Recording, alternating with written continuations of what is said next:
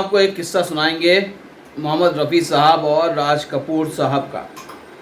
आपको पता है क्या कि राज कपूर साहब और रफ़ी साहब के बीच में मन मुटाव था।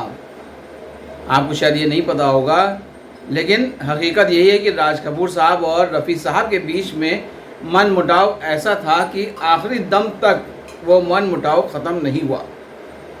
रफ़ी साहब के बहुत ही करीबी दोस्त हुआ करते थे अब्दुल हमीद साहब, और अब्दुल हमीद साहब से ही ये किस्सा सुना है मैंने, और जो मैं आपको सुनाने जा रहा हूँ कि आखिर किस बात पर राज कपूर साहब और रफ़ी साहब के बीच में अनबन हो गई थी।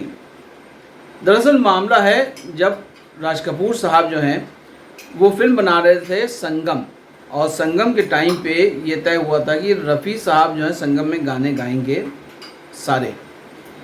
लेकिन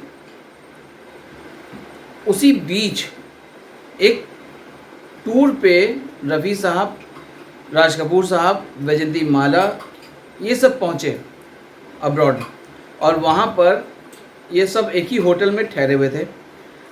और सूत्र बताते हैं, जो कहा जाता है, सुना भी जाता है कि राज कपूर साहब और वैजयंती माला के बीच में भी अफेयर था उस वक्त। तो उस समय राज कपूर साहब एक दिन रात के वक्त, मतलब खाना खाने के बाद की बात है, उस वक्त जो है अपने रूम में थे और बातें हो रही थी।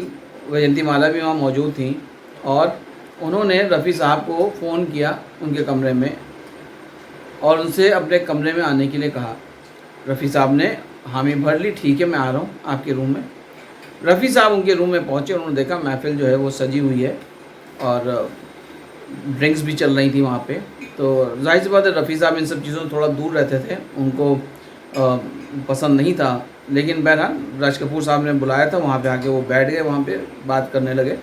तो राज कपूर साहब ने उनसे एक रिक्वेस्ट की कि इस महफ़िल में आप कुछ गुनगुना दीजिए। अब ये तो बड़ी सोचने वाली बात है कि रफ़ी साहब को बुलाकर कोई इस तरह से बोले रूम में कि गुनगुना दीजिए, आप गाने गुनगुनाइए, हम लोग जो हैं यहाँ पे महफ़िल सजाए हुए हैं और हर चीज़ वहाँ पे चल रही है। उस माहौल में रफ़ी साहब से ये कहा जाए कि आप, हम लोग सुन रहे हैं, आप गुनगुनाइए, हम लोग मज़े ले रहे हैं। जाहिर सी बात है, रफ़ी साहब को बात नापसंद गुजरी और रफ़ी साहब ने मना कर दिया कि नहीं, मैं यहाँ पे नहीं गुनगुनाऊँगा, और कह के रफ़ी साहब जो है वहाँ से चले गए। इस बात को लेकर राज कपूर साहब जो हैं वो बेहद नाराज़ हुए। उनको ये लगा कि रफ़ी साहब कैसे उनको मना कर सकते हैं सबके सामने, वो भी, और उनको ये लग रहा था कि रफ़ी साहब अभी उनकी फ़िल्मों के गाने भी गाने वाले हैं, तो शायद वो उनको मना नहीं करेंगे। लेकिन रफ़ी साहब तो रफ़ी साहब थे, उनको जो चीज़ नहीं पसंद थी वो फिर वो कोई भी बात हो जाए वो उस पर हामी नहीं भरते थे। और फिर इसके बाद दोनों के बीच मनमुटाव शुरू हुआ, यहाँ तक कि राज कपूर साहब ने ये डिसाइड कर लिया कि संगम के गाने अब रफ़ी साहब नहीं गाएंगे। लेकिन राजेंद्र कुमार साहब जो हैं उन्होंने ये कहा राज कपूर साहब से कि मेरे ऊपर जो गाना फिल्माया जा रहा है वो सिवाय रफ़ी साहब के और कोई गाएगा ही नहीं, वरना मैं ये काम नहीं करूँगा, फिल्म ही नहीं करूँगा। क्योंकि राजेंद्र कुमार साहब जो हैं हमेशा रफ़ी साहब की आवाज़ को ही सबसे ज़्यादा तरजीह देते थे। उनके ऊपर ये रफ़ी साहब की आवाज़ सूट भी बहुत करती थी। तमाम सुपर डुपर हिट गाने जो राजेंद्र कुमार साहब के, वो रफ़ी साहब ने ही गाए हैं। और रफ़ी साहब संगम में गाने के लिए राज कपूर साहब ने मना कर दिया था। लेकिन राजेंद्र कुमार साहब ने कहा कि मेरे ऊपर जो फिल्माएगा गाना, जो मेरे ऊपर फिल्माया जा रहा है गाना, वो रफ़ी साहब ही गाएंगे। और वो गाना था ये मेरा प्रेम पत्र पढ़कर। अब आप सोचिए, उस गाने को थोड़ा याद करिए, क्या वाकई में वो गाना कोई और गा सकता था उस मिठास के साथ? खैर, मिठास की तो रफ़ी साहब तो एक मिसाल हैं।